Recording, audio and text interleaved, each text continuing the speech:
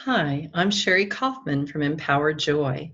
I'm a Reiki Master Practitioner Teacher, as well as a Theta Healing Practitioner Instructor and an Aroma Freedom Practitioner Instructor. And I'm here with recording number 6 in my Living Authentically series. Tonight, I want to talk to you again a little bit about spring. Last time I talked about the spring equinox and the changes that come upon us when spring arrives from winter. And so, kind of piggybacking on that idea this evening, I wanted to share an experience I had last week. And I know you've had this as well. You know, when you wake up in the morning from a deep sleep, and one minute you're asleep, and the next minute you're just awake? And it's not because the alarm went off, because I'm talking about a day last week when I had no alarm set, one of those great days when you're just going to wake up when you wake up. And I was in a deep sleep. I was dreaming. And one minute I was in a dream. It was a pleasant dream, not a nightmare. And the next minute I was just awake. And I laid there in my bed, seeing the sunshine in my room and just taking in that new light of a new day. And I realized that this is what it's like for me coming out of winter into spring. In the winter, we're in somewhat of a deep sleep. We're in a silent place of reflection. That's our natural rhythm. And then spring comes and it's like we're just awake to this new light. And that made me start thinking about spring and flowers and the trees unfurling their leaves and blossoming. And it brought up that old saying of bloom where you're planted. And I think that's great advice, that we should bloom where we're planted. But I also think that it's important for us to consider when we're meant to bloom. Other people's patterns of blooming is not going to be my pattern of blooming. Even when we're closely related in a project, maybe working in a group together, a collaboration, people have their own pace, their own natural inner knowing. We all have our own unique rhythms. Years ago, I had a neighbor who used to be frustrated that the maple tree in her front yard did not unfurl its leaves until several weeks after mine did.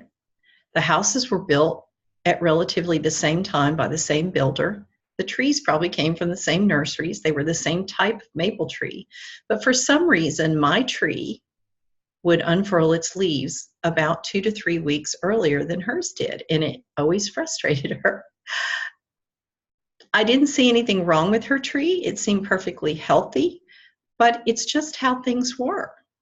And it was just a difference in the rhythm of those trees. I also remember as a young child being so curious about nature. I loved plants and bugs and insects and rocks. I even had my own hammer for breaking rocks open to see what they had on the inside. My dad got tired of me banging his hammers up on rocks that I found. But I can remember one time very distinctly. I don't know how old I was, but I was young. But I can still see this in my mind, of going up to a tree that was blossoming. And it might have been a pear tree, because we had a pear tree as well as apple trees in my backyard as a child. And some of the buds had opened and had blossomed, and some had not. And thinking to myself that one of these tightly held buds maybe needed assistance. I wanted to help that bud blossom like the blossoms next to it on the branch and be beautiful and open. And so I took my little chubby little girl fingers and started peeling back the petals that were tightly packed in on the bud.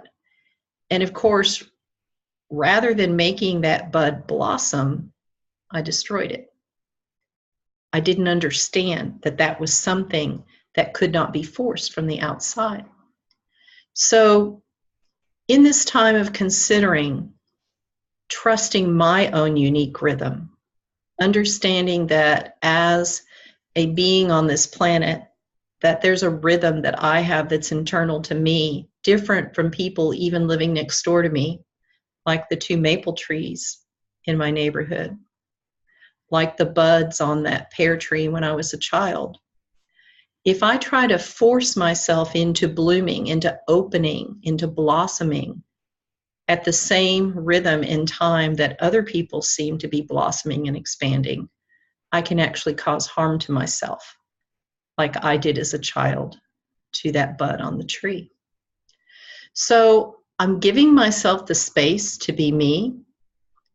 And as I do that, I'm able to understand more fully who I am and my uniqueness and my own rhythm. And as I do that, I'm able to bring more truth for myself to my life and then share that with other people.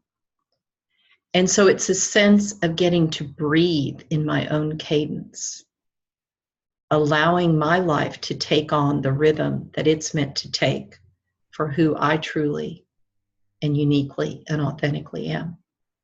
So I hope that's been helpful to you. I'd encourage you to look at that for yourself. If there's anything I can do to help you discover that for yourself or to help you ease into happier, more easing, joyful ways of living, I'm Sherry Kaufman. My company is Empowered Joy. You can find me on my website at empoweredjoy.com. You can email me at kaufmansherry@gmail.com. Thanks for being with me.